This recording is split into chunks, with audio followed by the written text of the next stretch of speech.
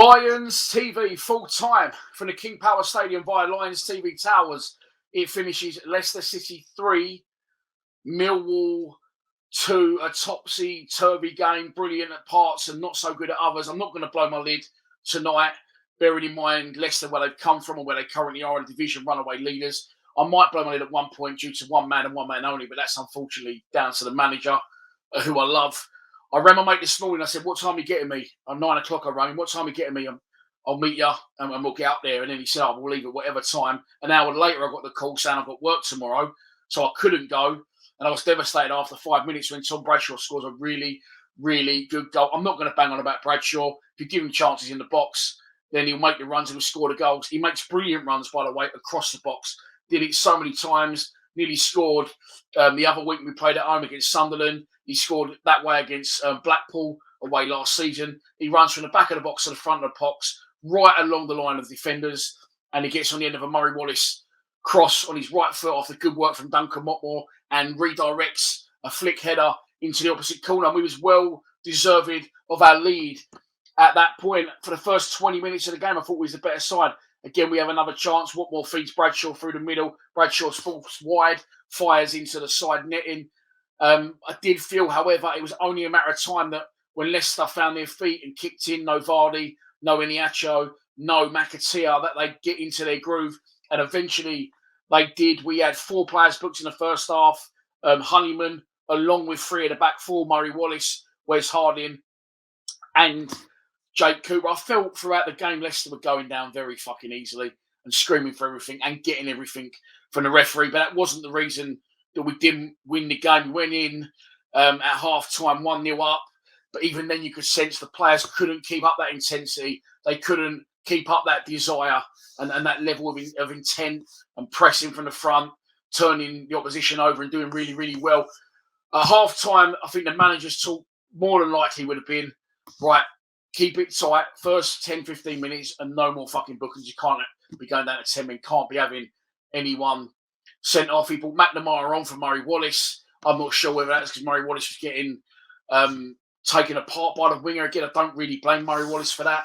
They're just a very good side, come from the Premier League. We'll go back to the Premier League at the first time of asking. Good manager, massive club, billionaire owner, and top of the table by a fucking mile. So I do understand that we've asserted ourselves, and maybe that was a team talk at the start of the game. You know, get at them early, try and get a lead, and we'll try and defend that. I don't feel like we sat. I just felt that they got into the swing of it.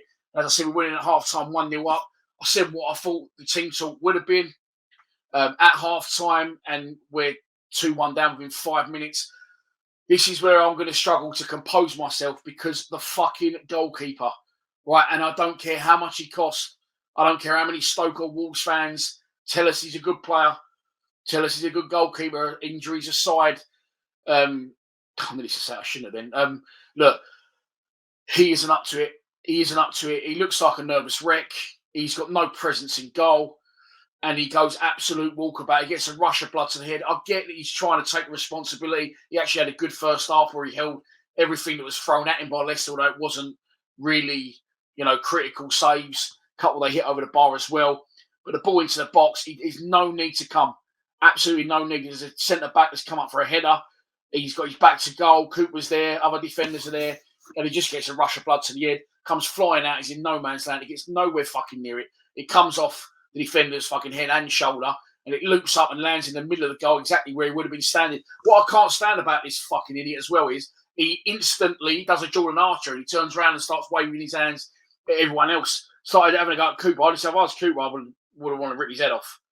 Because you're the goalkeeper. You come into no man's land. If you're a goalkeeper and you call when you come, you absolutely have to get there. It's looped in the middle of the goal. We would have been standing there and gone, thank you very fucking much, and saved the ball. And we still would have been 1-0 up. Would we have won the game? Probably still not. But Leicester, although they took us apart for long periods and ridiculous amounts of possession, I think 80% at one point, even more, they didn't really have anything too concrete. They had a couple of shots at him that he saved and dealt with. But then 5 minutes after that, the second goal is, again, I don't want to keep doing it, but I'm going to point to the goalkeeper. He's drifted so close to his front post. His position, his starting position is all fucking wrong. Not only is his starting position wrong. His body is wrong. He's facing the fucking guy who's crossing it. His body's got to be side on. He's got to be a lot closer towards the middle of his goal. Yes, you've got to protect your front post, but you don't be fucking standing your hand on it from there. And it's, again, I think it's even a miss hit cross that loops over him.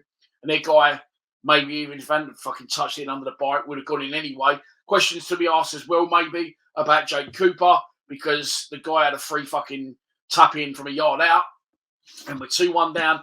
And then after that, really, I said in the stream, the best we can hope for here is to now try and consolidate. Hope they take their foot off the gas and try and nick something last 10 minutes. They kept coming. They got their third. They took us apart from good football, from really good players who cost a lot of fucking money and have played in the Premier League.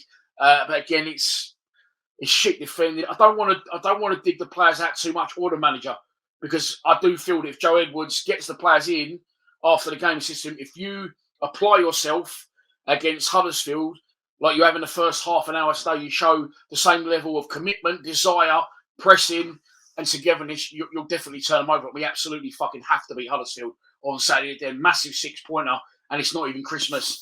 Worrying times, but the third goal comes. Again, I will say at points they had a couple of little lucky breaks here and there, Leicester, but again, that wasn't the reason they won the game. They won it fair and square, miles better than us, a league above, and it definitely showed.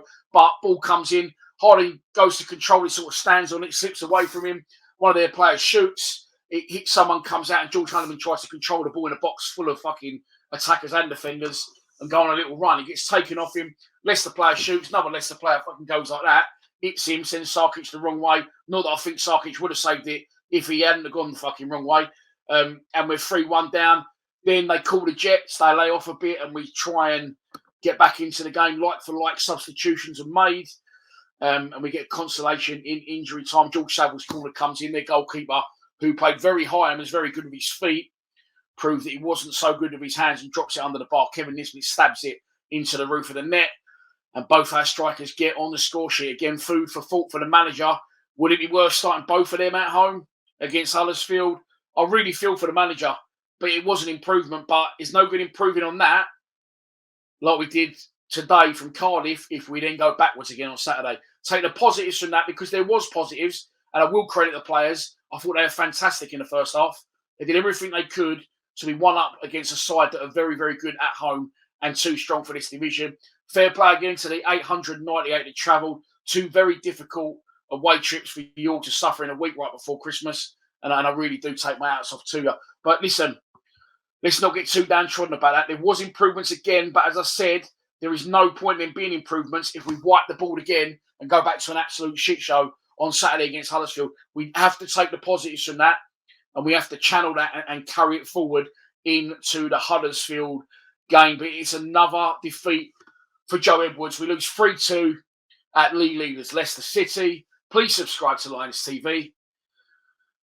Come on, you Lions.